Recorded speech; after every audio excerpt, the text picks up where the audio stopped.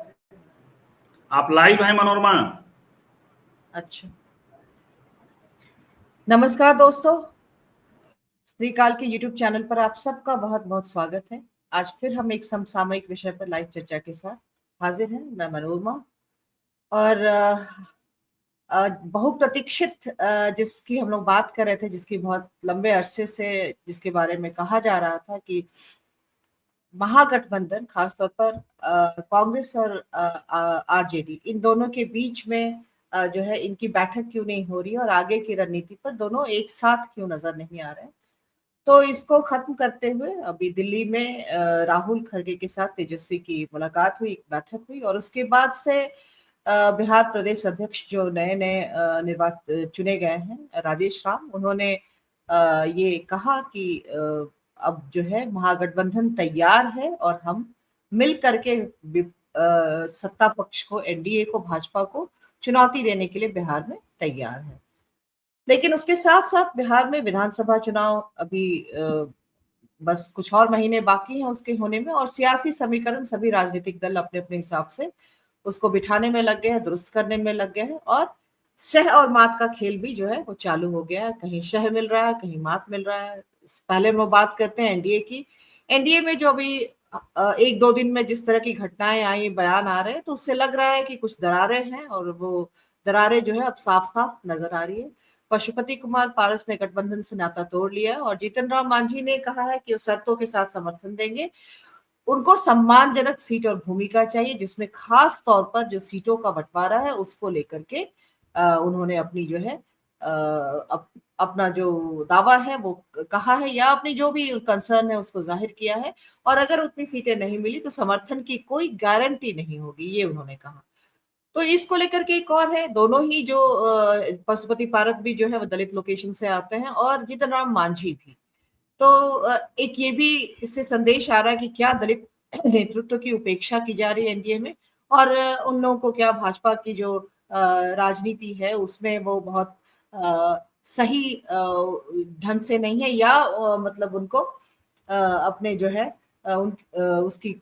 उनकी नाराजगी है खास तौर पर अपनी जो राजनीतिक भूमिका है, या उनको जिस तरह से डील किया जा रहा है उसको लेकर के उनमें असंतोष है ये। और इसी बीच में हरियाणा के मुख्यमंत्री नायब सिंह सैनी ने एक बयान दिया। बयान में कहा कि बिहार के उप मुख्यमंत्री सम्राट चौधरी जो है वो इस साल के अंत में होने वाले विधानसभा चुनाव में विजय का पताका फहराएंगे। उनके मतलब वो जीत हासिल करेंगे, इस तरह का उनका बयान था। तो फिर अगर उन्होंने ऐसा कहा तो नीतीश कुमार का क्या होगा? मुख्यमंत्री का चेहरा क्या नीतीश कुमार नहीं होंगे? इससे बात की थी अश्विनी कुमार चौबे की, जिन्होंने एक बयान दिया था कि नीतीश कुमार को उप प्रधानमंत्री बनाया जाना चाहिए। तो क्या भाजपा जो है, भाजपा में इस तरह का जो है और एनडीए सब मिलाकर ये सब अपनी ढपली अपनी राग है, या फिर ये भाजपा की रणनीति के तहत है जिसमें नीतीश कुमार को इस तरह से साधने की कोशिश की जा रही है? और क्या नीतीश कुमार सच में उप प्रधानमंत्री बनने को तैयार है और बिहार में जो है अपनी पारी वो समेट रहे अपनी इच्छा से, स्वेच्छा से, या भाजपा जिस तरह से उन्हें अपने जिस धागे से, जो कठपुतली की तरह से उन्हें नचा रही है, वो उसको उसके लिए तैयार है। हाँ, इसमें जो महागठबंधन की जो बात करते हैं तो ये है कि अब जो अभी अभी मुलाकात हुई तेजस्वी यादव की राहुल गांधी और मल्लिकार्जुन खड़गे से, तो ये अब एकजुटता का हम लोग इसको संकेत मान सकते हैं। और क्या जो है एनडीए दलित नेतृत्व को अगर दरकिनार कर रहा है तो महागठबंधन क्या इस अवसर को भुना पाएगा, अपने साथ में, अपने पक्ष में कर पाएगा? इससे अगर दलित नाराज होते हैं, जो कि 19% है बिहार में, तो उसको, और पहले से वक्फ बोर्ड वाले मसले को लेकर मुसलमानों से एक अलग तरह से नाराज है, मुसलमान अलग तरह से भाजपा से नाराज है। साथ में जेडीयू से, मुसलमान के तो वैसे भी, मुसलमान वैसे भी उनके वोटर नहीं थे, लेकिन जेडीयू की बात थी। नीतीश कुमार जो है उनके बीच में उनकी एक अच्छी छवि रही थी उनके।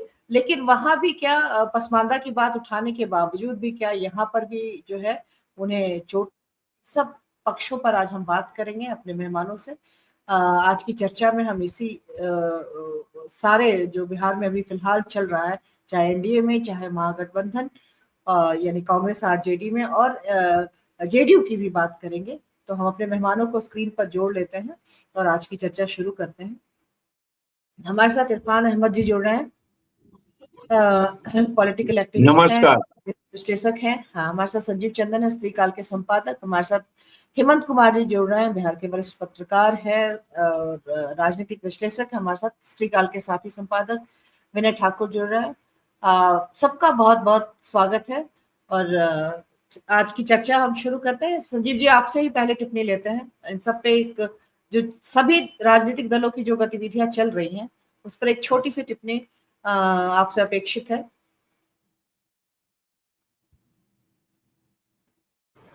जी मनोरमा, देखिए एक आज बैठक हुई दिल्ली में, और दिल्ली में सच में आपने कहा बहुप्रतीक्षित बैठक थी, तो बहुप्रतीक्षित ही है ये बैठक जो है। वो वीडियो दिखा सकते हैं तो दिखाइए जी साकिब। राहुल गांधी खड़गे साहब के आवास पे पहुंचे हुए थे और ये बैठक हुई तेजस्वी यादव और खड़गे साहब के बीच में, राहुल गांधी के साथ। ये बहुप्रतीक्षित बैठक थी। दिखा पाएंगे साकिब जी? तो वो थोड़ी देर में हम लोग वीडियो भी देख लेंगे। हालांकि ये वीडियो बहुत ऐसा बहुत ये नहीं है कि उससे हम लोगों की बातचीत में कोई बहुत खास एड ऑन होगा, लेकिन ये है और ये बैठक है। बैठक में बहुत सारी चीजें होती हैं, किसका कैसा सेटिंग अरेंजमेंट है, तो उससे भी समझा जा सकता है। लेकिन ये था, और अब आगे 17 अप्रैल को फिर से एक बैठक होने वाली है। वो बैठक भी बहुत महत्वपूर्ण है। उस बैठक में तमाम घटक दल जो महागठबंधन के हैं वो बैठेंगे। जब से ये बैठक हुई है तरह तरह की बातचीत शुरू हो गई है। मैं खास करके यूट्यूब का जो सोशल मीडिया पत्रकारिता है उसका तो अपना ही स्वैग है, और जो कथित मुख्य मीडिया है उसका अपना स्वैग है, अलग अलग दोनों का है। तो उसमें कई तरह की बातें, कुछ लोग ये भी चला रहे हैं कि तेजस्वी यादव झुक गए, तेजस्वी यादव, ये मीटिंग है। देखिए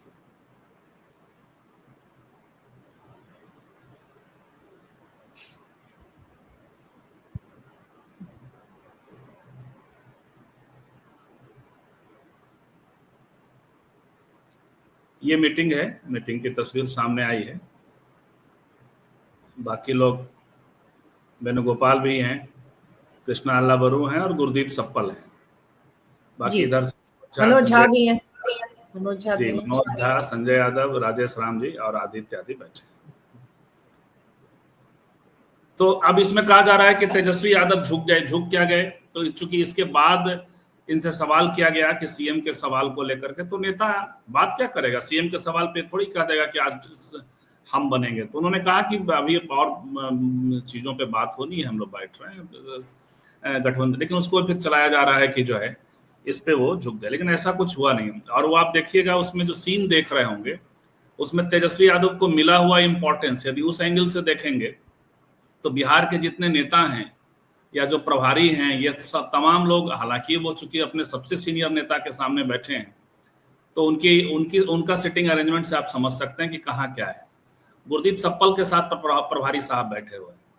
गुरदीप सप्पल साहब का अपना इंपॉर्टेंस है, वो खड़गे साहब के पीएस हैं और राज्यसभा टीवी में पत्रकार रहे हैं, तो उनके साथ बैठे हैं। लेकिन नेगोशिएशन, बातचीत और तेजस्वी जी को मिला हुआ तवज्जो, ये सब कुछ ये बताता है कि कांग्रेस को पता है क्या इंपॉर्टेंस है, वैसे ही तेजस्वी यादव को भी पता है कि क्या इंपॉर्टेंस है। ये दोनों को इंपॉर्टेंस पता है। इस बीच में 17 तारीख की बैठक, तो थोड़ा सा और चीजों को डेवलप होने देना चाहिए, और तब किसी भी तरह का इस तरह के कौन किसके आगे झुक गया, क्या हो गया, सीएम चेहरा को लेकर के या दूसरी चीजें, सारी चीजें सामने आ जाएंगी। सीएम चेहरा से ज्यादा जो प्रसंग है वो है सीट शेयरिंग का, क्योंकि सीट शेयरिंग बड़ा मुद्दा है। आने वाले, चूंकि 70 सीटों पर पहले लड़ चुकी है कांग्रेस, तो अभी कितने सीटों पर वो समझौता करती है कि नहीं करती है, एक सवाल है उसके सामने। दूसरा सवाल है सीपीआईएमएल की जो ख्वाहिश होगी वो ज्यादा सीटों की होगी, क्योंकि सबसे अच्छा स्ट्राइक रेट था उसका। सीपीआई सीपीएम का भी स्ट्राइक रेट अच्छा था, तो ये सब लोग सीटें चाहेंगे। मुकेश सहनी अभी इधर उधर मंडरा रहे हैं, एक और पार्टी मंडरा रही है, प्रशांत, आप तो पशुपति पारस जी मंडराएंगे, एनडीए छोड़ दिए हैं तो इधर होंगे। इसके अलावा आईपी गुप्ता की पार्टी है जो दोनों तरफ मंडराएगी। तो कैसे क्या चीजें होंगी, ये सब सारी बातें उभर करके आएंगी। तो सीट शेयरिंग एक बड़ा मुद्दा सामने होगा, चेहरा सामने मुद्दा होगा, तब जाकर के बाकी दूसरी चीजें और सारे प्रसंग जो हैं, जो किन मुद्दों पे चुनाव लड़ा जाएगा, ये सारी बातें भी सामने होंगी। मनोरमा, पप्पू यादव एक मुद्दा है, कन्हैया कुमार उतने बड़े मुद्दा शायद ना हो, उस पर चुप्पी साध ले सकती है आरजेडी, और वो छोड़ देती है सकती है कांग्रेस के ऊपर कि उसको आप चुनाव लड़ा, क्योंकि उसका लुकआउट नहीं है। यदि कोई सीट छोड़ने के लिए कहा जाएगा तो दिक्कत हो सकती है, और विधानसभा की सीटें छोड़ना और लोकसभा की सीटें छोड़ना दोनों में फर्क होता है। प्लस कन्हैया कुमार का टकराव आरजेडी से ज्यादा सीपीआई से होने वाला होगा, क्योंकि वो बेगूसराय की सीटों का प्रसंग सबसे पहले बनेगा, और वहां पर टकराव होगा। आप इरफान साहब से समझ सकते हैं कौन कौन से सीट की दावेदारी होगी और कौन कहाँ विधायक है, या कौन लोग पिछली बार सेकंड रनर अप भी रहे थे। कांग्रेस का एक कैंडिडेट शायद वहां रनर अप भी या ठीक ठाक वोट लाया था, जो ओबीसी समाज से आते। कृष्णा लावरू की बैठक भी उन्होंने वहां कराई थी। तो एक तो ये है। दूसरा फिर आता है एनडीए। तो एनडीए अनरिजॉल्व मामला, जितना सेटल्ड दिखाया जा रहा है उतना सेटल्ड है नहीं। यदि सेटल्ड होता, जो आपने इंट्रो में भी कहा, तो सेटल्ड होता तो वो जरूरत नहीं पड़ती नायब सिंह सैनी को, सम्राट चौधरी के, और उस सामान्य नहीं। हमारा हेमंत जी ने सुबह हमने बात की है कि वो कुशवाहा आकांक्षा है, कोयरी आकांक्षा है, वो माली आकांक्षा है। महात्मा फुले बहाना थे, और वहां तमाम आप देख रहे हैं कि उत्तर भारत के, हरियाणा से लेके उत्तर प्रदेश से लेकर के बिहार तक के तमाम नेता बैठे। अब सम्राट चौधरी को नेता मानने को खुद उपेंद्र कुशवाहा तैयार नहीं होंगे। वो 3 दिन का शिविर मंथन करने अब चले आए, वहां से निकले दिल्ली से, और तैयारी उनकी है कि अब मंथन शिविर करेंगे वो। अब वो मंथन शिविर उनको कहाँ रखेगा, क्योंकि उपेंद्र कुशवाहा की महत्वाकांक्षा और ज्यादा बड़ी। पिछली बार भी तो थी ना, उन्होंने तो एक अलग फ्रंट ही बना लिया था कुछ 1-2 पार्टी के साथ मिलकर के, मतलब महागठबंधन एनडीए के साथ एक फ्रंट उनका भी था।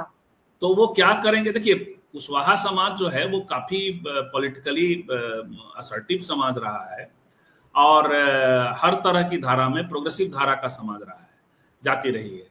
तो अब उसकी आकांक्षा, संजीव जी, मुझे जहां तक या कुछ डेमोक्रेटिक या सेक्युलर फ्रंट ऐसा करके कुछ उन्होंने बनाया था, हालांकि बाद में गए वो।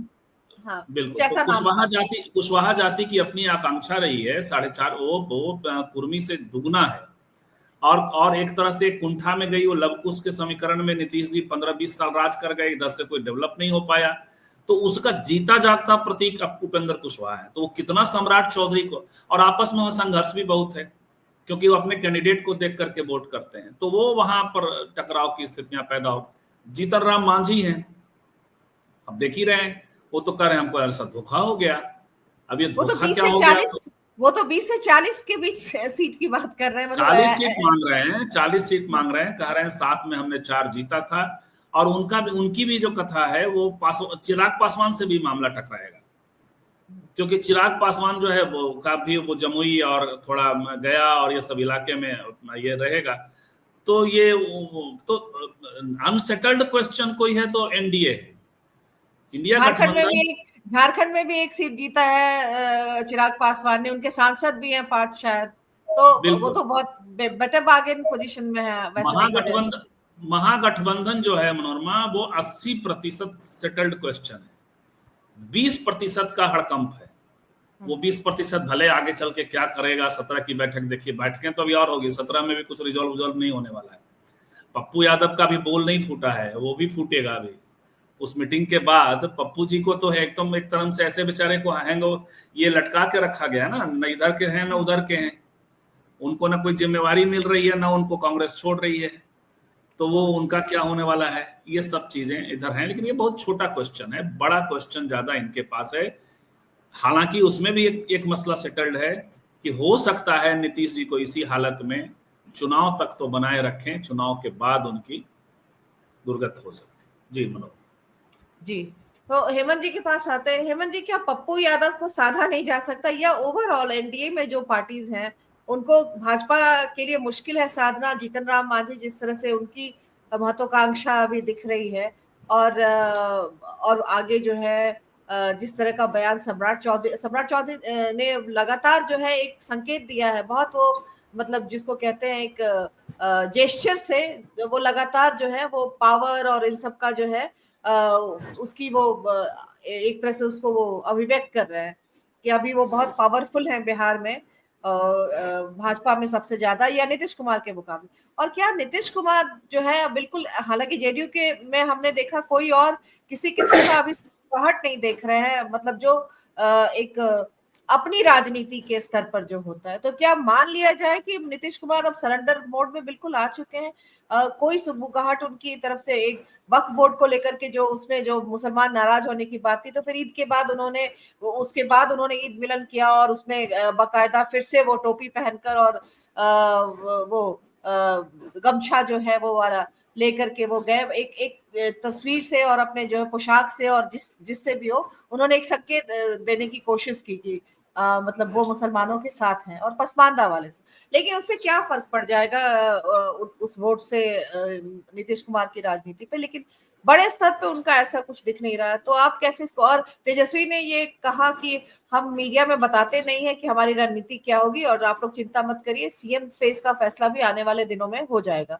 तो हाँ, लेकिन बैठक में रणनीति हमारी कैसी बनेगी इसकी जानकारी हम मीडिया को तो देते नहीं है।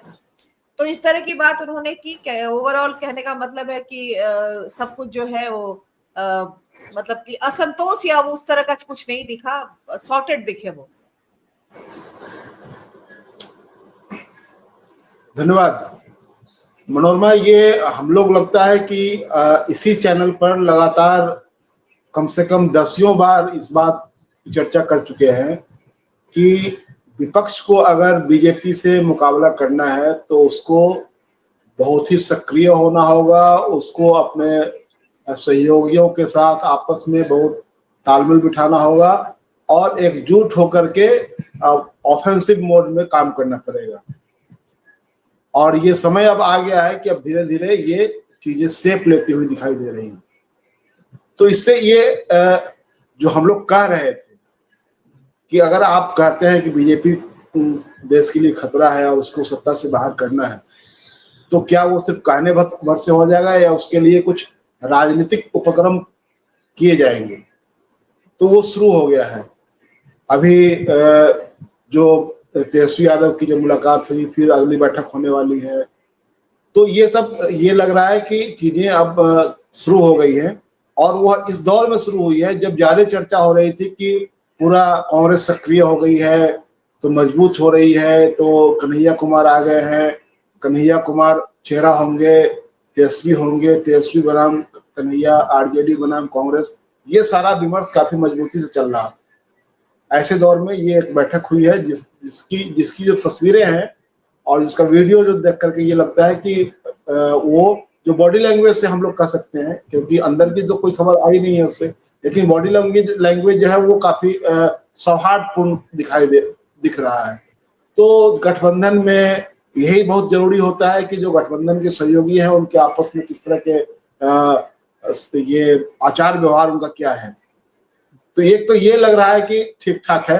अब आगे की बातचीत होगी जिसमें सीट शेयरिंग का मसला होगा, किसको कितनी सीटें दी जाएंगी, फिर उसके बाद कुछ कॉमन मिनिमम प्रोग्राम की बात होगी। अब पता नहीं, क्योंकि लोकसभा चुनाव में 3 लोगों का कोई कॉमन मिनिमम प्रोग्राम बना नहीं था, तो विधानसभा चुनाव में कोई बन जाए या ऐसे ही चलेगा। तो ये सब चीज है। लेकिन एक महत्वपूर्ण बात जो यह है कि इसी अवधि में एक नीतीश कुमार के बेटे निशांत का की एक खबर चल रही है, जहां तहां उस खबर का कोई सोर्स नहीं है, लेकिन उसको अलग अलग, जैसे जिसमें एक आज तक का चैनल बता करके उसमें दिखाया जा रहा है, स्टिल फोटो है वो, वीडियो नहीं है वो।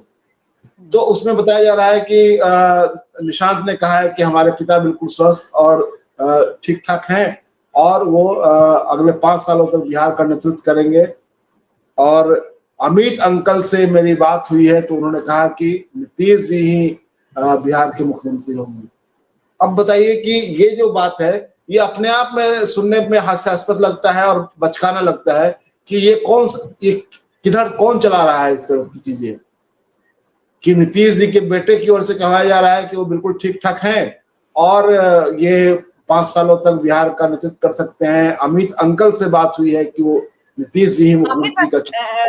हेमंत जी, अमित अंकल वाला छोड़ दीजिए, तो ये सेम बयान उस वक्त भी चला था जब नीतीश जी की वो वाला वीडियो आया था जब। नहीं, ये जो पूरा विमर्श है जिसमें अंकल को अगर आप इन्वर्टेड ये नई बात है। ये अपने आप में ये कैसा बयान लगता है? ये लगता है कि जैसे ये किसी बच्चे को आप चॉकलेट थमा करके कुछ खवा रहे हैं, उस तरह की बात है। तो ये जो अभी संजीव कह रहे थे, मैं समझता हूँ कि दिक्कत सबसे ज्यादा एनडीए में मुझे दिखाई दे रही है, इसलिए कि जो आश्वस्ति वो दिखा रहे हैं वो आश्वस्ति है नहीं अंदर में। उसकी खास वजह ये है कि उनको इस बात का बहुत डर सता रहा है तमाम तरह के उपायों के बावजूद कि एक कमजोर नीतीश कुमार, एक बुझे हुए झुके हुए नीतीश कुमार उनके लिए कितना लाभदायक हो सकते हैं या नुकसानदायक साबित हो जाएंगे। ये उनको खतरा सता रहा है और ये खतरा इसकी वजह भी है, वो ये हवा में नहीं है। आप देखिए कि अब तक बिहार में 2005 से जो यात्रा शुरू हुई बीजेपी के साथ नीतीश जी की युगलबंदी की, उसमें नीतीश जी हमेशा ड्राइविंग सीट पर रहे, हमेशा अपनी शर्तों पर उन्होंने काम करवाया, उसका फायदा भी बीजेपी को मिला। बीजेपी लगातार उनके राजकाज में मोटाती रही, फैलती रही। तो ये सब जो कुछ हुआ उसमें अब जो कुछ एक नया टर्निंग पॉइंट आ गया हो कि बीजेपी मजबूत भी हो चुकी है, बीजेपी आक्रामक भी है, मोदी जी जैसा शख्स उनके साथ है, अमित शाह है जो चुनाव जीतने के अलावा दूसरा कुछ सोचते नहीं, हारने की बात उनके डिक्शनरी में नहीं है। तो ऐसे लोगों के रहते हुए भी अगर नीतीश जी को लेकर बात की जाए तो नीतीश जी एक ऐसा तुरुप का पत्ता है यहाँ पर बिहार में, जिनके मुरझाने से, जिनके झुकने से और जिनके कमजोर होने से ये माना जा रहा है कि बीजेपी खुश हो रही है। लेकिन एक बीजेपी के एक हिस्से में, उसके एक कोने में इस बात की चिंता भी है कि क्या इस तरह के नीतीश जी की वजह से कोई भारी नुकसान तो कहीं उठाना नहीं पड़ जाएगा। क्योंकि देखिए इसकी वजह ये है कि नीतीश जी को लेकर के, ठीक है उनके बारे में जितनी चर्चाएं हो रही है, एक आधार ये भी जा रहा है, एक चर्चा ये भी जा रही है कि नीतीश जी की जो अवस्था है उसके लिए बीजेपी भी जिम्मेवार है।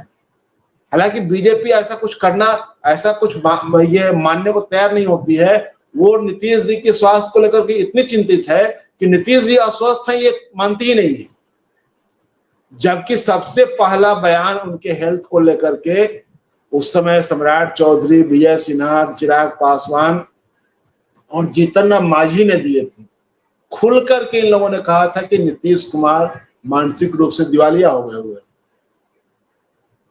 उसके बावजूद नीतीश फैक्टर जो है वो इनके लिए कितना महत्वपूर्ण है, वो इससे लगता है कि किस तरह से इस बात को हमेशा साबित करने की कोशिश की जाती है कि नीतीश जी ठीक हैं। हालांकि मैं कहता हूं कि जो लोग नीतीश जी ठीक है का राग अलापते हैं वो नीतीश जी के दुश्मन है।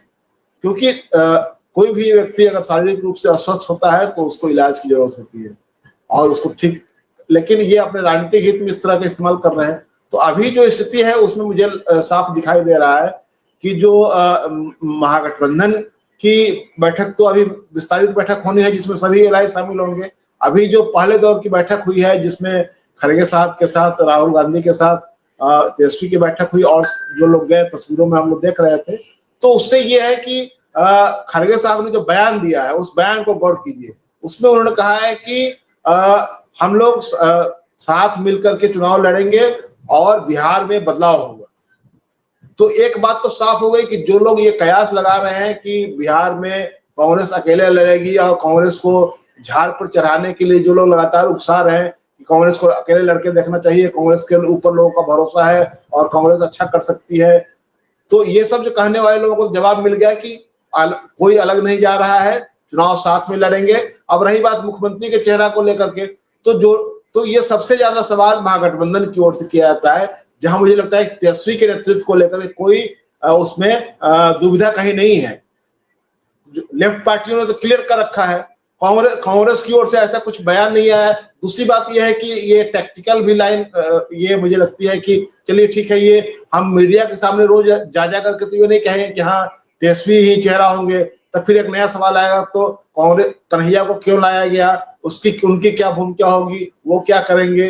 तो ये सारे ऐसे सवाल हैं जिनका जवाब मीडिया को मुझे लगता है कि एक झटके में तो दिया नहीं जा सकता है। लेकिन ये अगर गौर करेंगी तो ये सारे सवाल एनडीए के नेताओं से कोई नहीं पूछता है कि आपका मुख्यमंत्री कौन होगा। अभी पूछा गया था यह सवाल ललन सिंह से, और ललन सिंह ने बहुत ही कड़वे शब्दों में उसका जवाब दिया और कहा कि आप एजेंडा सेट कर रहे हैं, आपके कहने से प्रधानमंत्री कोई भाषण करेंगे क्या। उनसे पूछा गया था कि क्या प्रधानमंत्री जी आ रहे हैं तो वो यहाँ मुख्यमंत्री का चेहरा कौन होगा, किसके नेतृत्व में चुनाव लड़ा जाएगा, ये सब भी तय करेंगे। तो इसी के जवाब में बौखला करके ललन सिंह ने कहा था। तो ये जो स्थिति है उसमें मीडिया का भी एक, जिसको हम लोग ये लगातार देख ही रहे हैं कि मीडिया की जो युगलबंदी है वो लगातार ये कोशिश करती है कि सारे सवाल जो है विपक्ष के साथ से पूछे जाए, विपक्ष में ही छेद ढूंढा जाए कि वहां कहाँ लीकेज हो रहा है, इस बात पर कहाँ आपस की लड़ाई हो रही है, ये खोजने की कोशिश ज्यादा इधर होती है।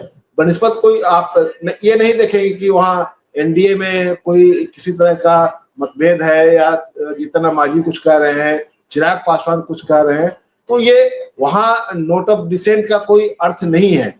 अगर आप देखिएगा तो एनडीए का कोई ढांचा तो वहां भी नहीं है, न तो कोई उसका कन्वेनर है, न कोई ऑफिस है उसका अलग से, न कोई उसका कॉमन मिनिमम प्रोग्राम है जो शरद जी के जमाने तक था, हुआ करता था, अब कुछ नहीं है वहां। तो एनडीए का मतलब वहां पर बीजेपी है, जो बीजेपी डिक्टेट करती है, उसके पीछे लोग, उसके जो एलाइज है उस तरह चलते हैं।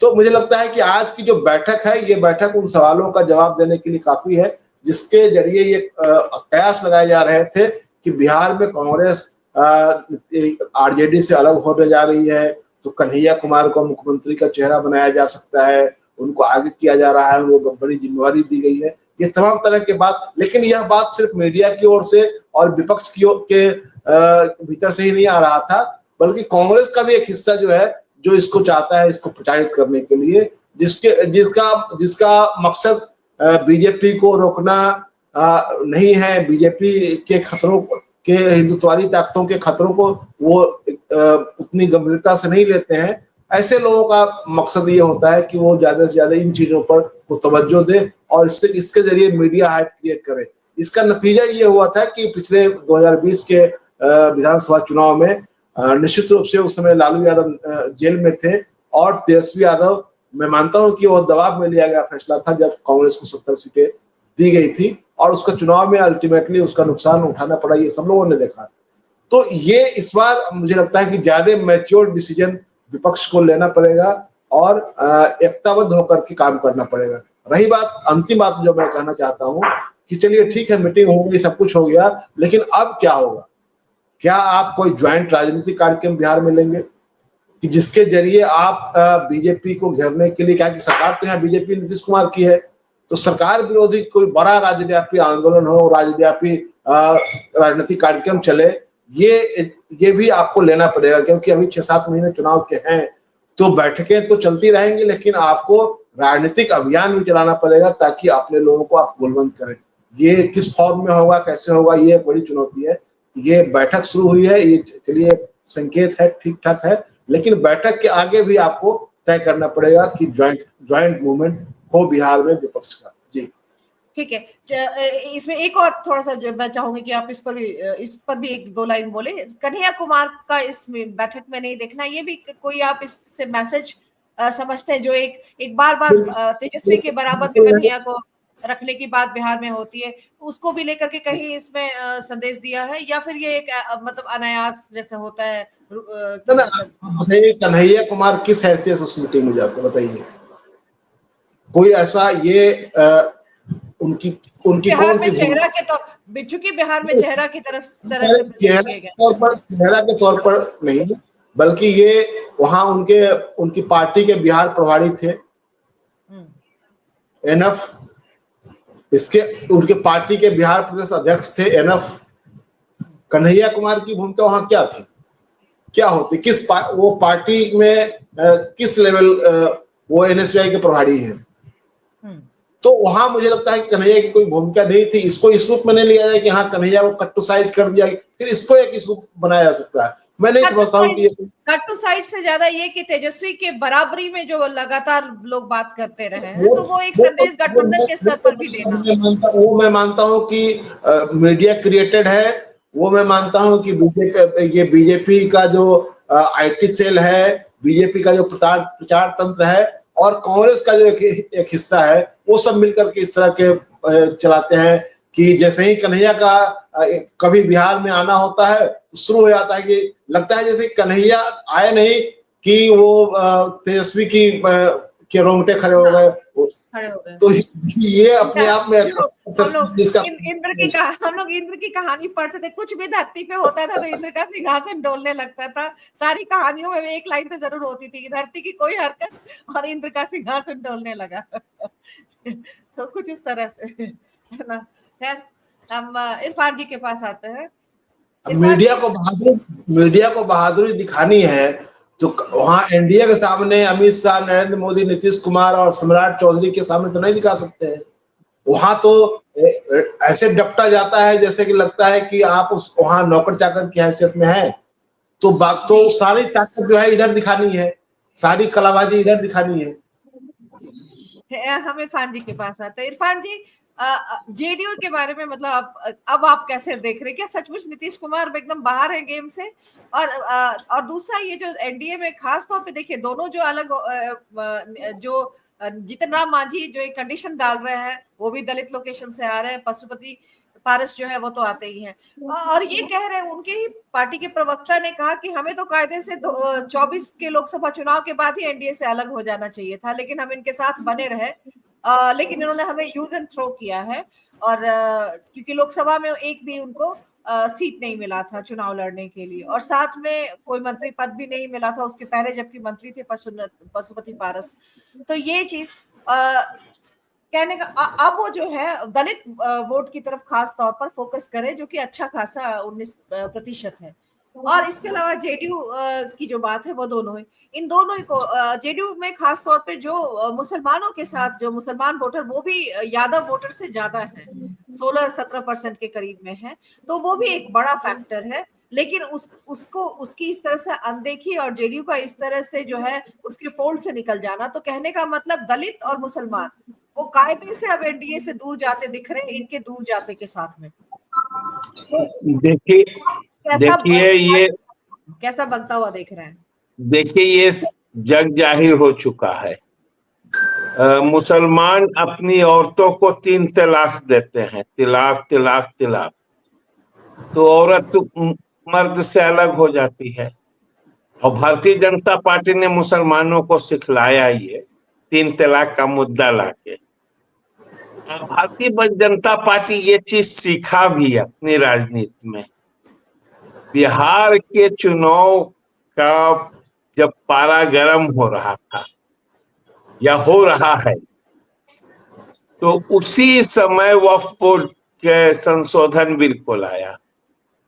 अब आप सोचिए, जब फुल फ्लेज बीजेपी थी, कोई नहीं रोक सकता था, उस समय ये बिल को नहीं लाया गया। कब लाया गया? जब नीतीश और चंद्रबाबू नायडू के ऊपर टंगी हुई सरकार है, तब लाया गया। तो भारतीय जनता पार्टी बिहार की राजनीति को करते करते ये समझ गई, तो अब इनको तलाक दे देना है। तो नीतीश कुमार को, जीतन राम मांझी को और चिराग पासवान को, चिराग पासवान के चचा को तो बेचारे पहले ही निकाल दिया था मक्खी के जैसा, ये तीनों को तलाक दे दिया साथ साथ।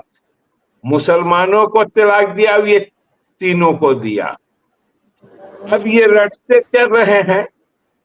तो नीतीश कुमार अगला पीएम, तो नीतीश कुमार को तो पूरा बीजेपी के लोग सच पूछिए तो मानसिक बीमारी का शिकार बता चुके हैं। हमको नहीं कहना चाहिए, लेकिन ये आप देख लीजिए, और जिस किस्म से हरकत करवा रहे हैं लोग और क्रिएशन करवा रहे हैं। देखिए एक घटना आप देखिए, पिछले दिन जो राष्ट्रीय गीत हो रहा था और वो सम्राट चौधरी किस किस्म से उनके पास खड़े हुए थे, तो मानसिक तौर से जदयू के, और मैं पहले भी आपको बताया था, तो भारतीय जनता पार्टी में 3 धारा है।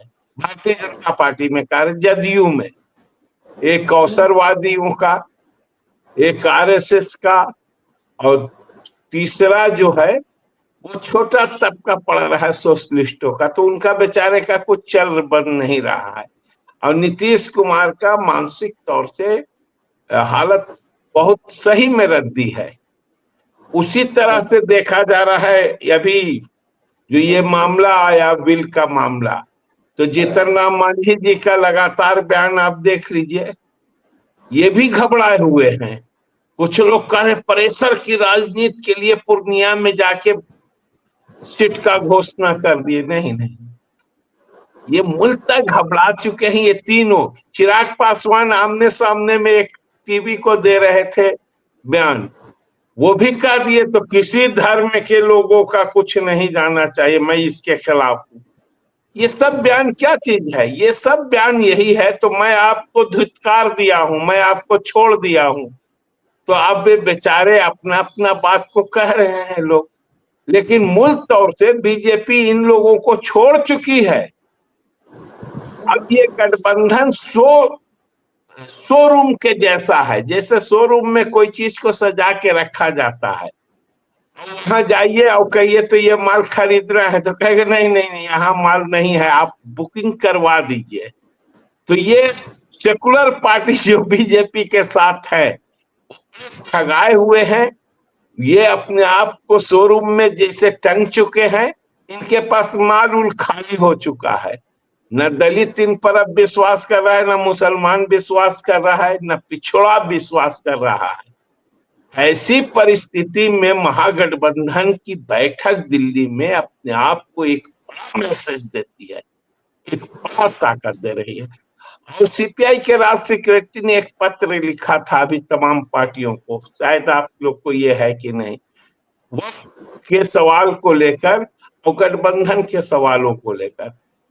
राम नरेश पांडे जी ने एक लेटर लिखा, उसमें अपील किया था तो तमाम गठबंधनों को बैठकर हमको ये होना चाहिए, जो अभी आप बता रहे थे, तो बैठक उसके बाद होने वाली है, शायद उसी का असर है। तो जो महागठबंधन के लोग हैं वो तैयार हो चुके हैं मानसिक तौर से, वो हर स्तर पर अपनी लड़ाई को लड़ रहे हैं। एनडीए के जो ग्रुप हैं वो कमजोर पड़ रहे हैं। बीजेपी का सहारा सिर्फ है एक, कम्युनलिज्म, और इनके पास कोई सवाल नहीं है। नीतीश कुमार या तेजस्वी जी या जीतन राम मांझी क्या जवाब दे सकते हैं? ये पासमानदा के वफ्द के लिए इनके विधान लोकसभा के अंदर में, राज्यसभा के अंदर में जिस किस्म से झूठ का सहारा भारतीय जनता पार्टी ने लिया, ये क्या जवाब दे सकते हैं? मुसलमानों की आजादी की बात इन्होंने कहा, गरीब मुसलमानों की आजादी की बात, जिसको पसमंदा कहते हैं। किसका कब्रिस्तान टूटता है? क्या मस्जिद पसमंदा का नहीं होता है? किसके मस्जिद के मीनार पर भगवा झंडा फहराता है? किसका घर जलाया जा रहा है? किसके मोब लिंचिंग किया जा रहा है? ये सवाल है, और ये सवाल सिर्फ भारतीय जनता पार्टी अपने हितों में बचाएगी, और ये 3 पार्टियां नहीं बचा सकती हैं। इसलिए मैं कहता हूं, तो ये मुसलमानों को तिलाक नहीं देकर साथ साथ ये 3 पार्टियों को भी तिलाक भारतीय जनता पार्टी ने बिहार की राजनीति से दे दिया है। और आने वाले वक्त में आप देखेंगे तो इनको सीट उठ का कोई नहीं, ये 70 सीट 75 सीट अपने आप को ख्याली पुलाव चिराग पासवान या मांझी जी या जदयू के लोग आप देख लेंगे। तो सत्ता जितना सरकार बनता है उससे ज्यादा भारतीय जनता पार्टी इनसे छीन लेगी, और नहीं तो दूसरे किस्म से इन्हीं के पार्टियों में इनको टिकट दिलवा देगी। तो इनके पास इलेक्शन के बाद कोई चीज नहीं बचेगा, सारा चीज सुहा हो जाएगा। अब इस साजिश को लेफ्ट जनवादी गठबंधन हम लोग समझते हैं, और इसके लिए बहुत हिसाब से तैयारी हम लोग कर रहे हैं, देख रहे हैं भी हम। चारों तरफ हो रही है तैयारी। और निश्चित तौर से आप मान लीजिए कोई यहाँ नेतृत्व की लड़ाई नहीं है। तेजस्वी जी नेतृत्व रहेंगे, नेतृत्व करेंगे, मुख्यमंत्री के चेहरा हैं, और कांग्रेस से लेकर लेफ्ट पार्टियां तक। तो यही पर लगे हाथ एक और सवाल हो जाता, तो लेफ्ट और कांग्रेस इन दोनों में सीटों को लेकर महागठबंधन में किसी किस्म का नहीं तनाव आप देखिए देख रहे हैं? देखिए आप अभी हेमंत भाई ने बहुत खूबसूरत बात कहा। ये मीडिया का बीमारी हो गया है, कन्हैया और कन्हैया के तहत कांग्रेस, कन्हैया उन्हैया या कुछ अंदर विवाद है नहीं। कांग्रेस भी बिहार को जानती है, सीपीआई भी जानती है, सीपीएम भी जानता है, माले भी जानती है, तमाम पार्टियां हम लोग बिहार की राजनीति को खूब बखूबी जानते हैं। और बिहार की राजनीति में कम्युनल ताकत को कैसे छाती पर चढ़ के तोड़ना है, उसके नकेल को कैसे पकड़ना है, ये भी हम लोग 90 से जानते हैं। और ये जो दिखला रहे हैं, एक तरफ हीरा एक मोती, नीतीश कुमार के अगल बगल एक तो जहल उगल रहे हैं, एक तो सामाजिक न्याय की बात कर रहे हैं, इनका नाक छेद दिया जाएगा, इनका नहीं पता चलेगा। बिहार की राजनीति में इनको अपना सीट बचाना मुश्किल हो जाएगा। यहाँ का वंचित तबका, दलित तबका, अल्पसंख्यक देख रहा है किस किस्म से हमारा अधिकार छीना जा रहा है।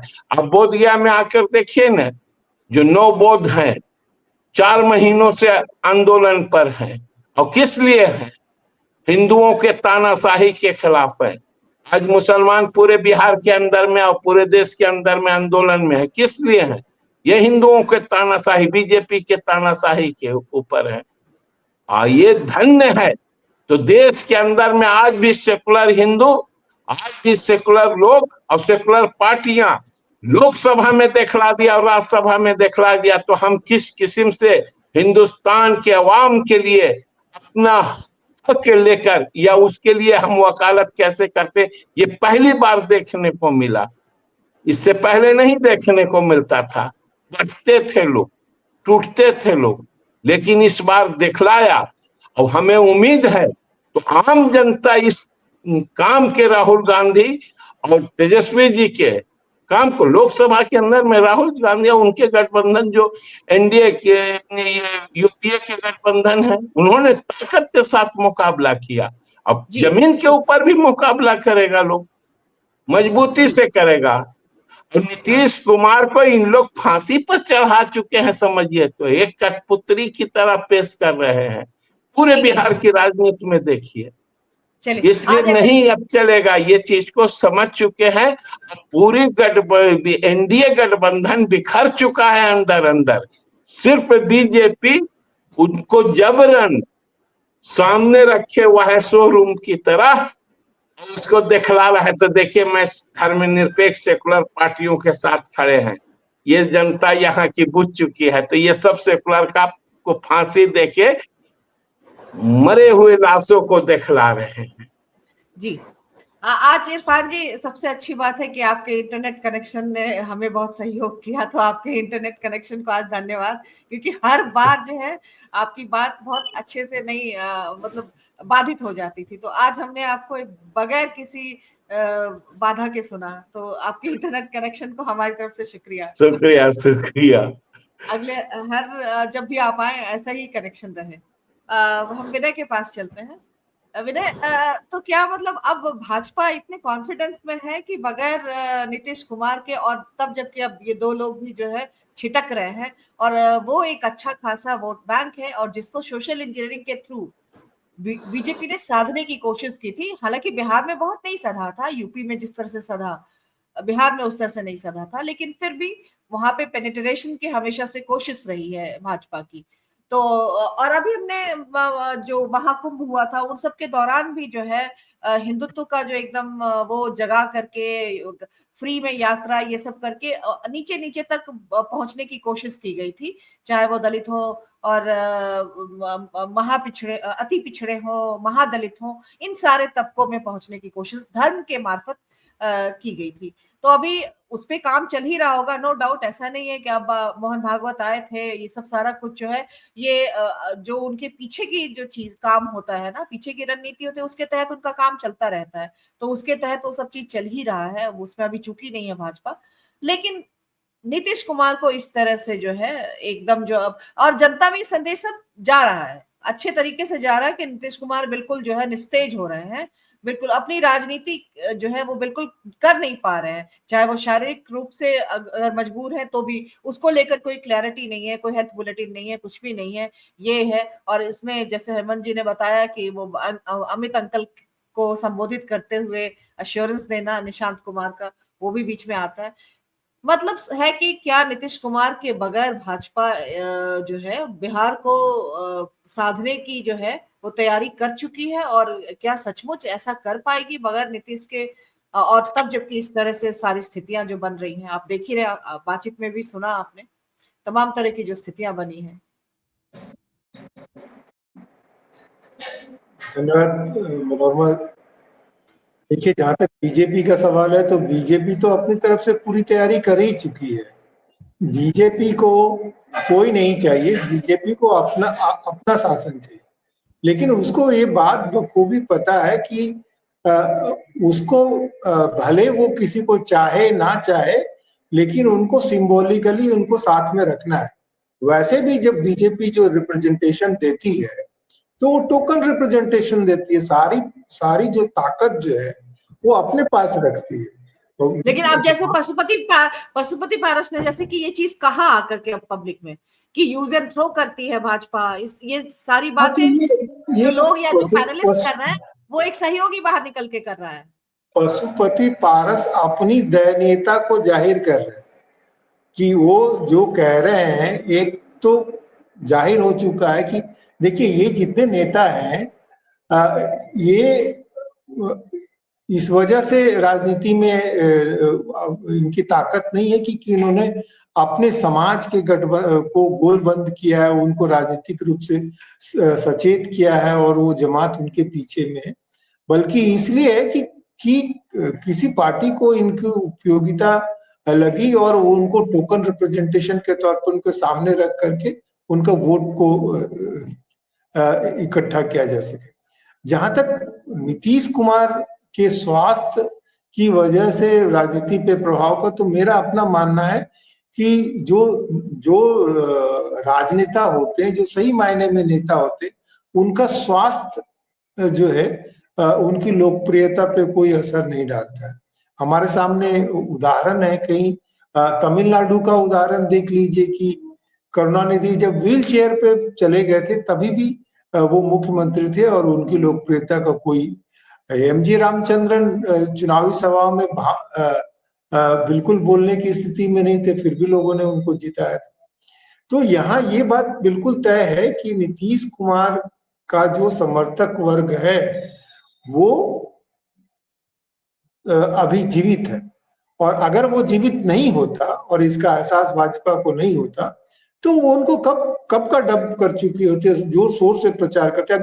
अभी अगर नीतीश जी व्हील चेयर पे आ जाएंगे तभी भी बीजेपी उनको व्हील चेयर पर घुमा करके, क्योंकि नीतीश कुमार एक ये चेहरा बने थे जो तमाम लोग जो एंटी इनकम्बेंसी जो लालू यादव के अगेंस्ट में, उनकी राजनीति का उदय भी उनके खिलाफ में ही हुआ था, तो वो एक बना हुआ है। और साथ ही वो एक बहुत बड़ा संवाद चैनल जो है सामाजिक न्याय वाले, वो उनके रहते बनती है कि संभावनाएं उनकी रहती है कि कभी भी, और यही वजह है कि भाजपा वो कोशिश कर रही है कि वो उनकी चुनाव के बाद जो ऐसी स्थिति रहे कि अगर ये दो मिल जाते हैं तो भी उनकी स्थिति पे कोई खास फर्क नहीं पड़े। वो अपनी तरफ से सारी संभावनाओं को वो लेकर के चल रहे हैं। बाकी जो एनडीए में जो लोग कूद फांद कर रहे हैं या अपनी तरफ से कर रहे हैं, उनको बिल्कुल पता है कि चुनाव के बाद तो भाजपा बिल्कुल किसी की नहीं सुनेगी।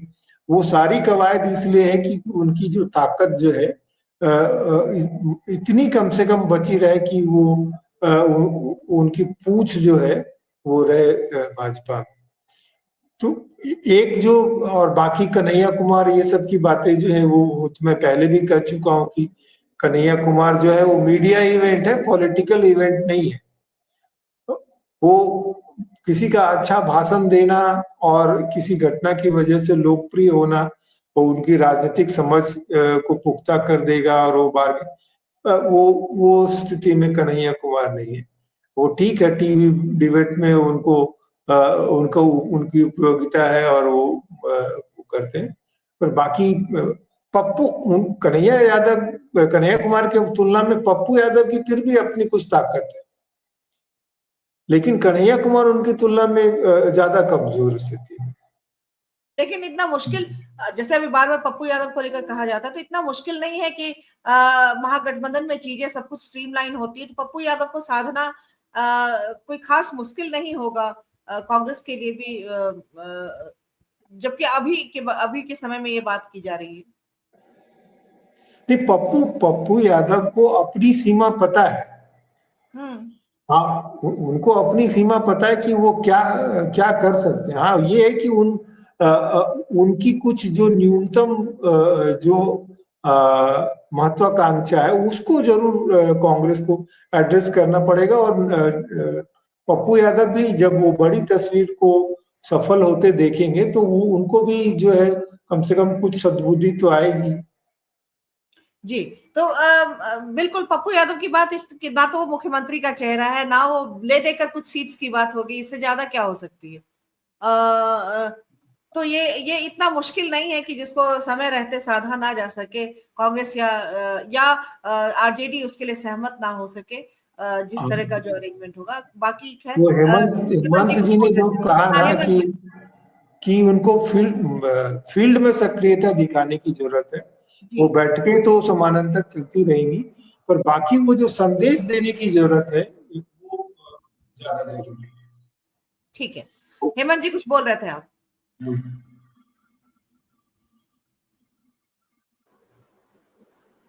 मैं ये कहना चाह रहा था कि पप्पू यादव को लेकर के जो चर्चा चल रही है उसमें एक चीज गौर करने वाली है कि पप्पू यादव अब ये इंडिपेंडेंट आइडेंटिटी नहीं रह गए हुए हैं। उसकी वजह ये मैं समझता हूँ कि वो कांग्रेस में गए, उनको जो मनवांछित सीट चाहिए थी वो मिली नहीं, पूर्णिया से निर्दलीय लड़े, कांग्रेस ने उनको टिकट नहीं दिया क्योंकि वो गठबंधन के खिलाफ हो जाता।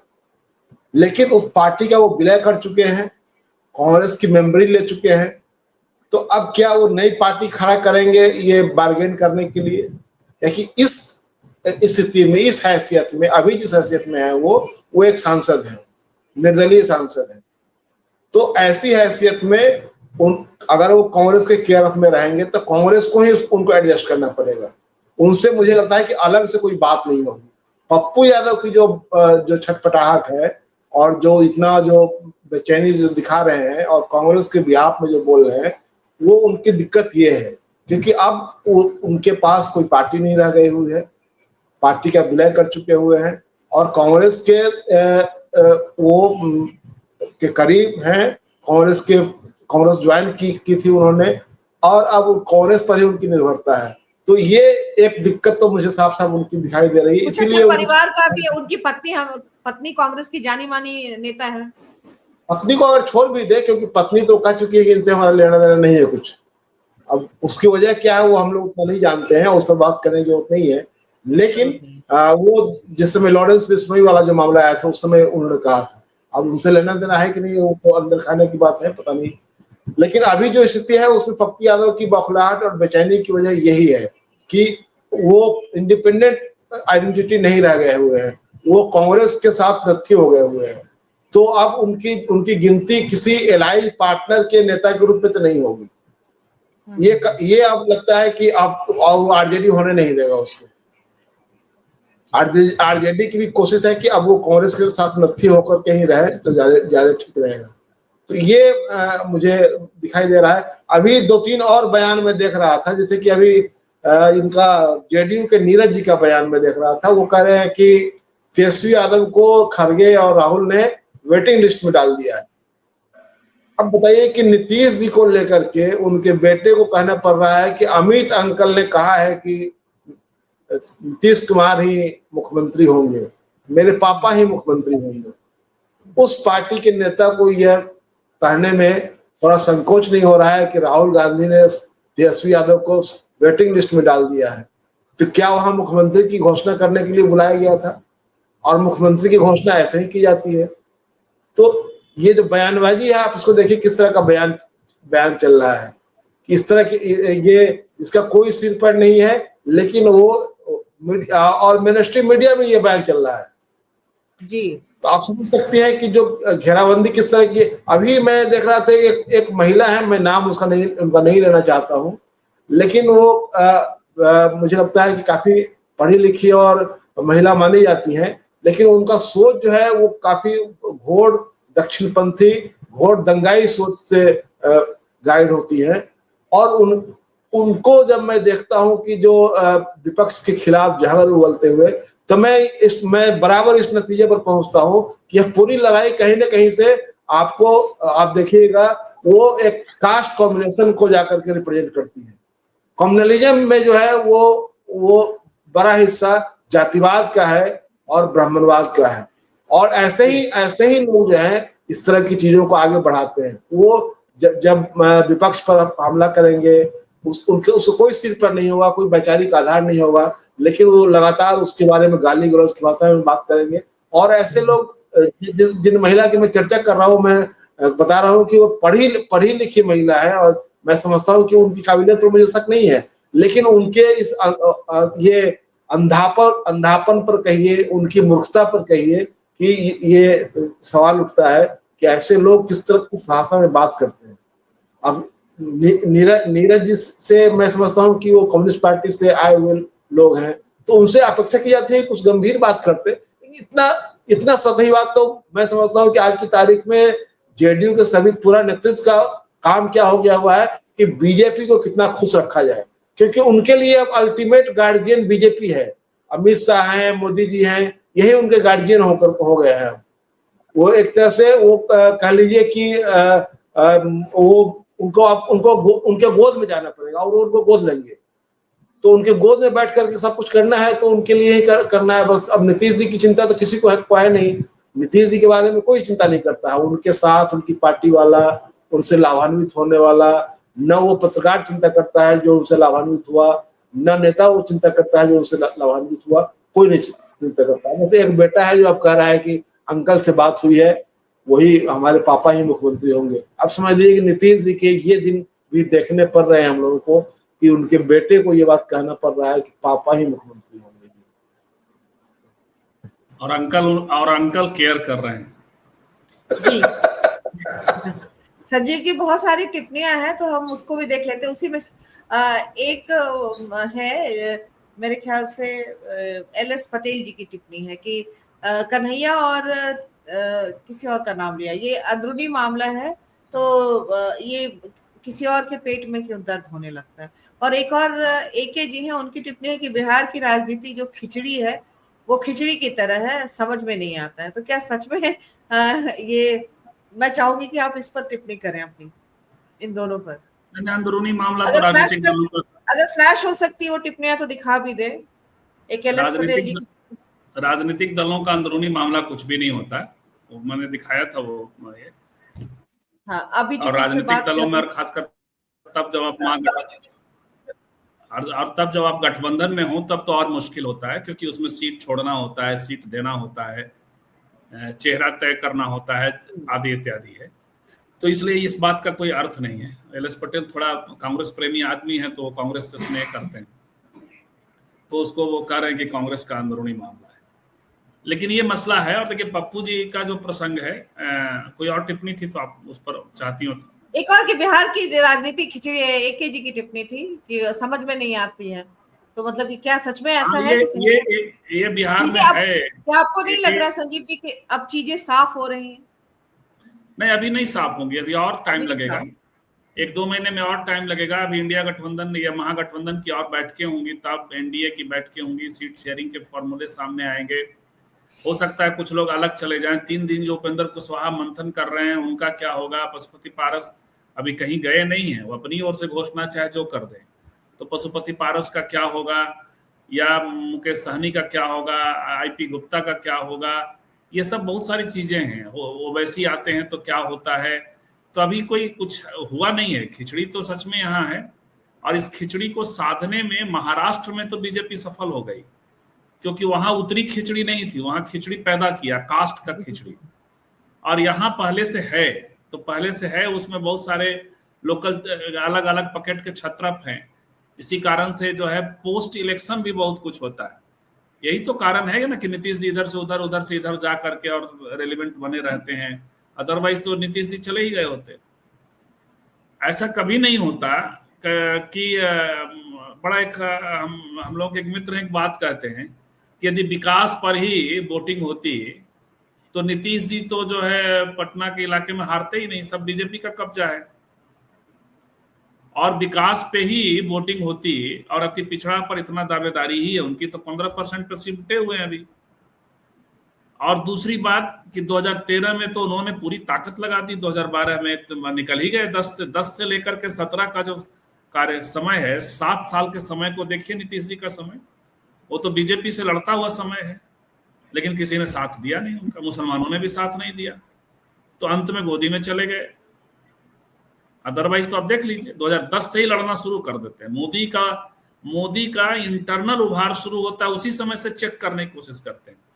एक तो ये ये तो एक उपन्यास के कैरेक्टर है नीतीश जी ना, एक महाकाव्य के कैरेक्टर है कि कैसे परेशान करते करते और अचानक ये उपन्यास से ज्यादा महाकाव्य के कैरेक्टर है कि वो कैसे वो करते हैं, फिर वो हारते हैं, फिर एक कुंठा आती है, बहुत सारी चीजें हैं। कैसे लालू जी को लेकिन वो डिफीट करने में सफल हो गए। हालांकि लालू जी ऐतिहासिक रूप से डिफीट करने में लालू जी को भी सफल नहीं हो पाए।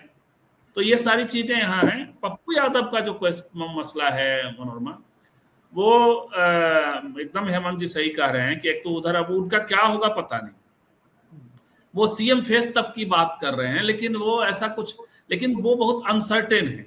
वो हो सकता है कि पप्पू यादव भी अपने आप में कहीं अलग न निकल जाए। अभी पर्सनली उन्होंने कांग्रेस नहीं ज्वाइन किया, उनकी पार्टी विलीन हो गई है, पर्सनली कर नहीं सकते वो।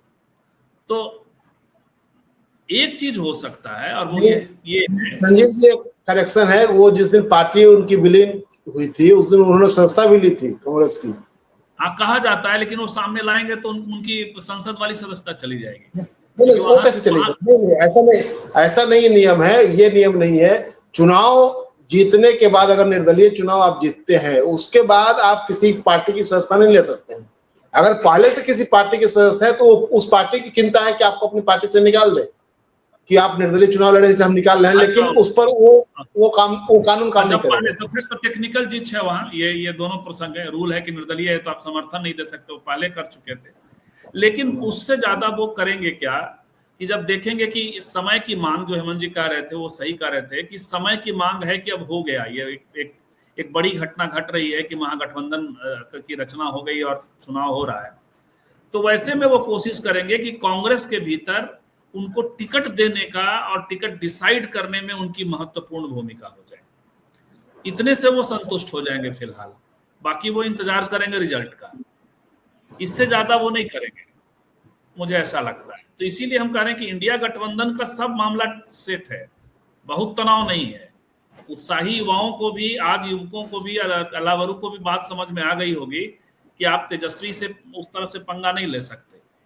ये जो 2-3 युवकों ने कुछ 15-20 दिन माहौल बना दिया ना, युवाओं को लगता है कि चीजें दे दी गई तो भाई हैं, मैंने राहुल जी हैं युवा, लेकिन पूरी तरह कांग्रेस युवा नहीं, 1.5 साल की पार्टी, 150 साल की पार्टी।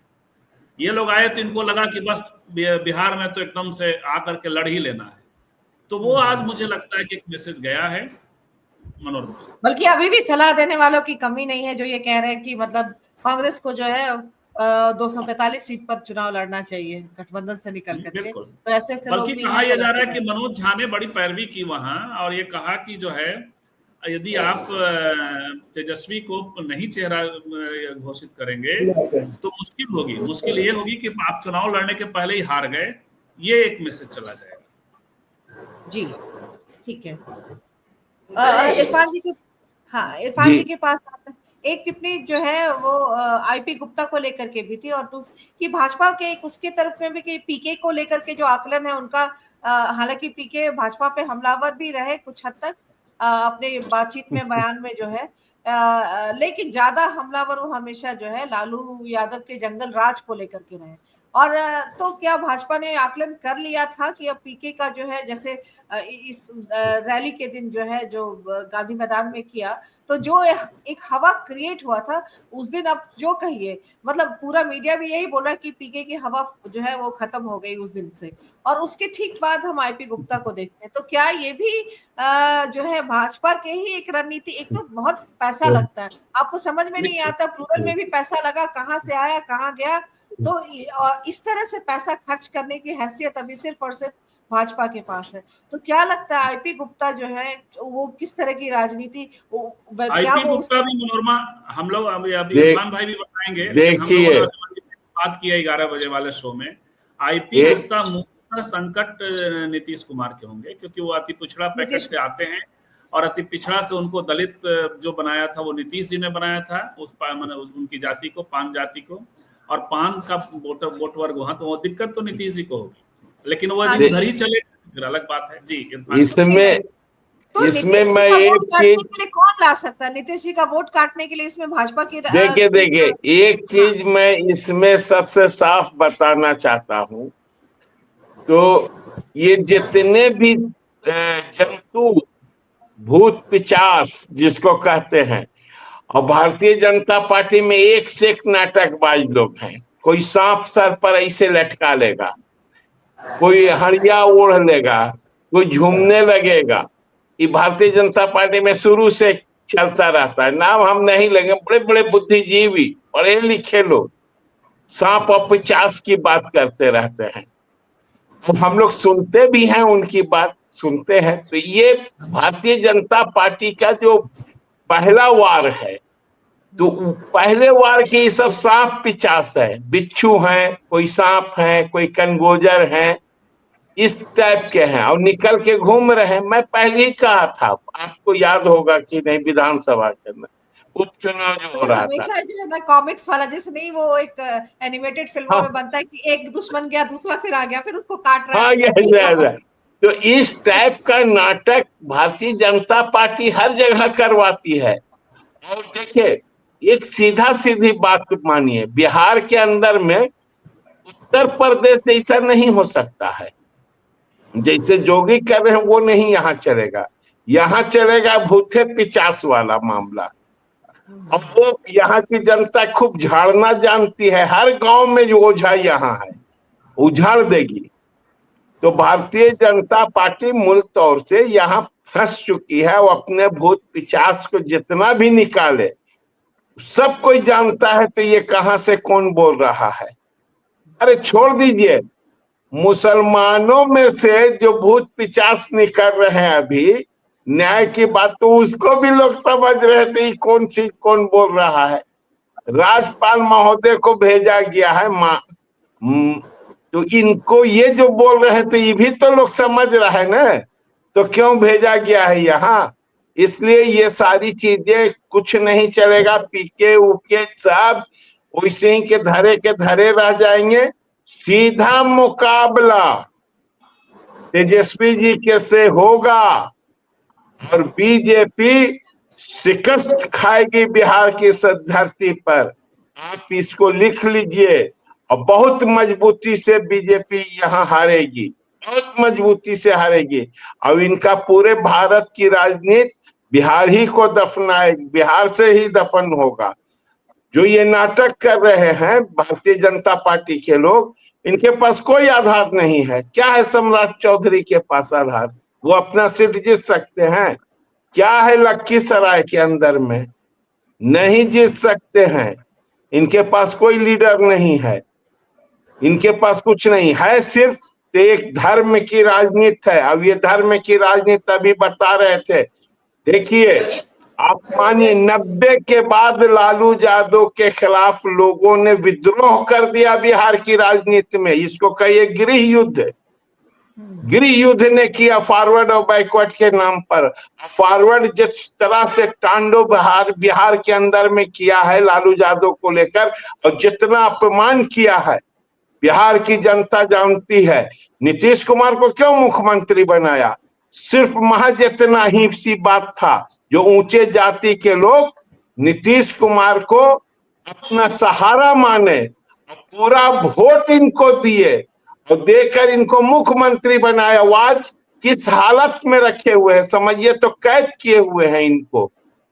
न बोल सकते हैं न हंस सकते हैं। उनका बेटा घिघिया रहा है, घिघियाते रोते रोते मर जाएगा, लेकिन नहीं होने देगा। ये ऊंची जातियों का यहाँ तांडव है, और ऊंची जातियों का प्रतिनिधित्व भारतीय जनता पार्टी करता है। क्यों नहीं? इतना सामाजिक न्याय के लोग, ऊंचे जाति के लोग हो गए थे, तो क्यों नहीं? बच्चे के उस गलती में फ्लो में निकल गया। कहा जाता है घिघियाते घिघियाते मुहावरा है, लेकिन वो बच्चे से जुड़ गया, इसलिए जी उसको नहीं मैं वापस लेता हूं इस बात को, जो गलती है। लेकिन आपको मैं कह रहा हूं तो ये जातीय हिंसा का 90 से जो चला है, एक तबका में चला है जो न्याय पाने वाली तबका थी, उसके खिलाफ। उसी का पृष्ठभूमि भारतीय जनता पार्टी सोशलिस्ट गठबंधन को सामने रख के पूरा करना चाहती है। तो बिहार के सोशलिस्ट जमीन है, इस भारतीय जनता पार्टी की कम्युनल नीति को नहीं चलने देगी, नहीं आने देगी। बिहार रोक के रखेगी। और जब तक लालू यादव और वामपंथी पार्टियां, कांग्रेस मजबूती से यहाँ है, और जिस किस्म का गठबंधन है और जिस किस्म की तैयारी है, हमको लगता है तो ये पूरी साजिश को फेल करते हुए भारतीय जनता पार्टी को शिकस्त यहाँ देगी, निश्चित तौर से देगी। जी, इरफान जी ने घिघियाना शब्द का इस्तेमाल किया, वो बिहारी शब्द है, लेकिन बहुत मार्मिक और त्रासद दोनों ही हो अभी के, मतलब वैसे भी वो मार्मिक और त्रासद ही एक पुकार होती है, उस तरह का है। तो अपने आप में मेरे ख्याल से अगर वैसे ना देखा जाए उसके उस पे, तो राजनीतिक परिस्थिति में ये चीज मार्मिक है, नीतीश कुमार की राजनीति के संदर्भ में ये बात जो है। तो खैर विनय के पास आते हैं। विनय, अब लग रहा है जिसकी बात हम लोग, जैसे मैंने पहले भी कहा कि बहुत प्रतीक्षित थी ये बात, हम लोग चाह रहे थे, जब हम कांग्रेस की बात बार बार चुनौती देते हुए देखना चाह रहे थे महागठबंधन को, तो हम उन दोनों को एक उसमें, और कांग्रेस के संदर्भ में खास तौर पर जिस तरह से सक्रिय हुई बिहार में, लेकिन हम लोग उसके खतरे देख रहे थे, जबकि वो अलाइन नहीं हो आरजेडी के साथ। तो अब अलाइनमेंट के उस पे आ चुका है जो आज की मीटिंग हुई, तो लग रहा है कि आधा, आपको लग रहा है कि आधा एक तरह से जो है चुनौती के स्तर पर जो उनको देनी है सत्ता को, बिहार में जो अभी है मौजूदा सत्ता, उसके स्तर पे आधा उन्होंने मैदान जो है वो फतह कर लिया है। अब आधे की बात है जिसमें शीट शेयरिंग और तमाम चीजें आती हैं, और ये अभी के लिए सबसे सकारात्मक बात है अगर महागठबंधन या कांग्रेस आरजेडी दोनों के लिहाज से देखा जाए। मनोरमा, कांग्रेस की जो सक्रियता और जो अलावरों की जो शैली थी, उसको थोड़ा समझने के लिए हमको अन्नामलाई की तमिलनाडु में स्थिति और अभी जो अन्नामलाई के साथ जो हुआ उसको ध्यान में रखना चाहिए। देखिए, अन्नामलाई ने तमाम विरोध के बावजूद जो है उनको बढ़ाया गया, और अगर पिछली बार भी अगर अन्नामलाई का एआईएडीएमके के साथ समझौता हुआ रहता तो शायद भाजपा को पैर रखने की जगह तमिलनाडु में मिलती, लेकिन उनका कहना था कि फिर पार्टी का ग्रोथ नहीं होगा। तो अन्नामलाई के साथ एक बात है ना, वो हारे जीते, लेकिन अन्नामलाई जिस तरह से तेजस्वी सूर्या का वर्जन है, तमिल वर्जन है वो, और दूसरा ये है कि द्रुमुक की राजनीति के खिलाफ में वहाँ ब्राह्मण है ना, जो कि भाजपा के इसमें है, तो वो लगातार उसमें कुछ ना कुछ परसेंट बढ़ रहा है। ये तो है नहीं कि वो डाउन जा रहा है। ठीक है, वो सीट में नहीं बदल रहा है, लेकिन भाजपा जहां पे फोकस करके रखी है वो है तमिलनाडु के ब्राह्मण वर्ग को। तो अन्नामलाई वहां पर तो करना है, वहां ब्राह्मण वर्ग को तमिलनाडु में भाजपा फोकस करे ना करे, उनके पास कोई चॉइस नहीं है। उनको तो भाजपा के अंदर एक आशा की किरण दिखी है, वो ऑलरेडी वहां की पॉलिटिक्स से बाहर है। है ना। इसीलिए जितने YouTube देखेंगे उसमें बहुत पंडितों ने जो है वो YouTube बना रखा है बीजेपी की आशा भरी वो उसको लेकर के। यहाँ कांग्रेस ने उस दुविधा के साथ शुरू किया और फिर उनको जो रियलाइजेशन हुआ कि अल्टीमेटली जो हमको जो चुनावी परिणाम है वो यहाँ ज्यादा कुछ स्टेक पे लगा हुआ था और इसलिए कांग्रेस ने समय रहते जो उन चीजों को समेटा है। और वो बाकी जो खेल तमाशा कन्हैया कुमार को आगे करके और सभाएं करके अगर वो सही मायने में वो उनको पूरा मेक और ब्रेक वाली स्थिति होती तो राहुल गांधी को आकर के पटना में सदाकत आश्रम में बैठना चाहिए था उनको, तो तभी मेक एंड ब्रेक वाली स्थिति होगी। कांग्रेस को भी बहुत अच्छी तरह से पता है कि जो है वो ना मुख्यमंत्री बनने जा रहे हैं ना उनको बहुत ज्यादा सीटें आ रही हैं। हाँ, ये जरूर है कि उनको भी ताकत चाहिए, पर वो जो स्टेक है उनको पता है कि जो राष्ट्रीय राजनीति में जो दांव पे लगा हुआ है वो बिहार में बहुत बड़ा दांव लगा हुआ है, क्योंकि यहाँ से आत्मविश्वास जो है विपक्ष का बढ़ेगा वो साबित होना है। जो आत्मविश्वास महाराष्ट्र और हरियाणा ने तोड़ दिया। तो वो जो वापस वो जमीन हासिल करने के लिए कांग्रेस ये बात समझती है और इसमें कोई मुश्किल नहीं आएगी। पप्पू यादव ये सब बहुत हालांकि देखिए कांग्रेस को परेशान करने की इन सब के साथ ही जो ये समीकरण हुए हैं, तो अभी कहा जा रहा है कि उसको परेशान अभी कहा जा रहा है कि गिरफ्तारी हो सकती है राहुल गांधी सोनिया गांधी के। हेराल्ड वाला मामला जो है, नेशनल हेराल्ड वाला, गिरफ्तारी नहीं होगी। ये जो नैरेटिव सिर्फ इसलिए है क्योंकि उनको ये बताना है कि ये जो है देशद्रोही है और करप्ट है। अगर वो गलती से भाजपा उनको अरेस्ट कर लेती तो वही गलती करेगी जो एक समय में जनता पार्टी ने इंदिरा गांधी को अरेस्ट करके किया था, है ना।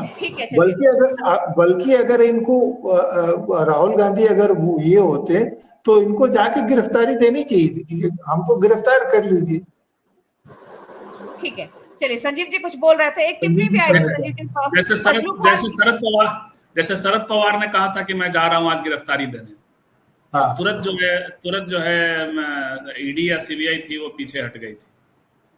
लेकिन एक चीज, चूंकि अब समय खत्म, देखिए 1 घंटा 16 मिनट हो गया मनोरमा, तो समाप्त किया जाना चाहिए। बस खत्म करने वाला है। एक फजलू खान की टिप्पणी, संजीव जी, एक फजलू खान की टिप्पणी थी, वो ठीक लगी मुझे, फ्लैश हुई थी कि वो कह रहे थे शायद कि अब SC ST OBC our minority और minority will decide the next CM of Bihar. क्या मतलब अब राजनीति ये संकेत दे रही है? बिहार में ST तो बहुत है नहीं, 1%। SC बहुत कम है, SC कम है, लेकिन SC 20% है, ST बहुत कम है। लेकिन जो दलित पॉपुलेशन है वो गोलबंद नहीं हुई, अलग अलग नेता एक स्लाइस का, और इसीलिए वो जो अपना नेता जो है लालू यादव को ज्यादा मानती है बजाय जो छोटे छोटे जो पशुपति पारस और ये तमाम लोग जो है, तो इसीलिए उनका अलाइनमेंट जो है वो ज्यादा इम्पोर्टेंट रहता है। कांग्रेस जब मिलती है तो एक बहुत खाली है बिहार में, अभी स्पेस खाली है, एक बहुत ही कद्दावर नेता के लिए स्पेस खाली है। हाँ, बिहार में, और वो स्पेस लेकिन चिराग पासवान नहीं भर सकते। चिराग पासवान नहीं, दलित नेता तो यहाँ कद्दावर होंगे कैसे, ये बड़ा सवाल है। जब तक कि या तो बड़ा आइडियोलॉजिकली इतना बड़ा हो जाए जो कि सबको समेट लें 20% को, या फिर जो है दलित नेता उस तरह से यहाँ मुश्किल है। मैं 2 बात कहना चाह रहा था। एक तो ये कि ये जो हो रहा है उस बात तो अच्छा लगता है, दृश्य में बड़ा अच्छा लगता है कि लालू ये तेजस्वी जी गए, राहुल जी ने वेलकम किया और खड़गे साहब ने ये किया, लेकिन ये मूलतः गलत प्रवृत्ति है जिसको लेकर के जो G23 बाहर निकला कांग्रेस से, उनकी कई मांगों में से एक मांग थी कि आप DCC को मजबूत करिए और स्टेट यूनिट को मजबूत करिए। तो राहुल जी एक तरफ एजेंडा DCC का चला रहे हैं, लेकिन उनकी मजबूरी भी होगी अभी कि सारी बातें सेंट्रलाइज्ड होती हैं, तो लोकल नेता को कौन तवज्जो देगा? वो देखिए बगल में बैठे हुए हैं प्रभारी को, तो ऐसी स्थिति हो गई कि गुरदीप सप्पल जी के बगल में बैठे हुए। गुरदीप सप्पल जी उनकी आज की तारीख में पर्सनल ये हैं, मतलब उनके पॉलिटिकल सलाहकार हैं उनके खड़गे साहब के। तो आप अंदाजा लगाइए कि इस तरह से होता है तो एक सेंट्रलाइज्ड व्यवस्था जो कांग्रेस की पुरानी बीमारी है उसकी एक झलक मिलती है। उसको तोड़ने के लिए सबसे अच्छा वही था कि आप मैसेज दे दीजिए क्षेत्रीय दलों को, यदि अलावरू को भेजा है आपने तो अलावरू को ताकत दीजिए और राजेश राम को ताकत दीजिए, उनको मैसेज दीजिए कि आप ये इस लाइन पे बात करिए। ज्यादा इंटरफेरेंस राहुल जी का और खड़गे जी का वो भी अपने आप में, इसीलिए जो विनय जी कह रहे हैं कि आके यहाँ बैठ जाते तो और ज्यादा अच्छा होता, वो एक दूसरी बात होती है। यहाँ आके बैठना दूसरी बात होती है, वहां सारी चीजें डील करना एक दूसरी बात। तो ये मुझे लगता है कि एक एक्स्ट्रा। दूसरी बात कि चुनाव तो तेजस्वी के ही नेतृत्व में होगा और तेजस्वी ये क्वेश्चन इनके साथ सीपीआई के साथ तय हो चुका है, मन सीपीआई सीपीआईएमएल और सीपीआईएम के साथ। ये उनकी ताकत है, तेजस्वी की ताकत लेफ्ट है आज की तारीख में बिहार में। तो ज्यादा इधर उधर हिल हवाला नहीं कर सकती है कांग्रेस, मजबूरी भी है उसकी।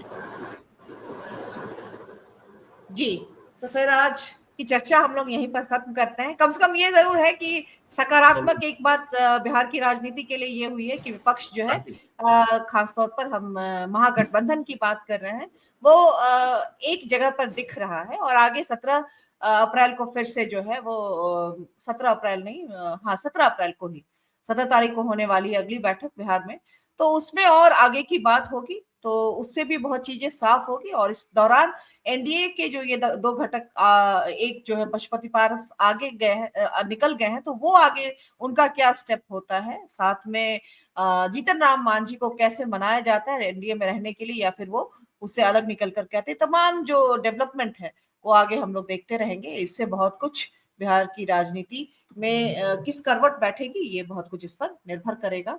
आप सबका बहुत बहुत शुक्रिया, आभार, खासतौर पर हमारे मेहमानों का और आउटसाइड पैनलिस्ट का। आज की टिप्पणियां आपकी बहुत बेहतरीन रही और वैल्यू ऐड करने वाली रही। शुक्रिया आप सबका यहाँ बने रहने के लिए और लगातार सहयोग करते रहने के लिए। हम कल फिर मिलते हैं किसी महत्वपूर्ण विषय को। नमस्कार।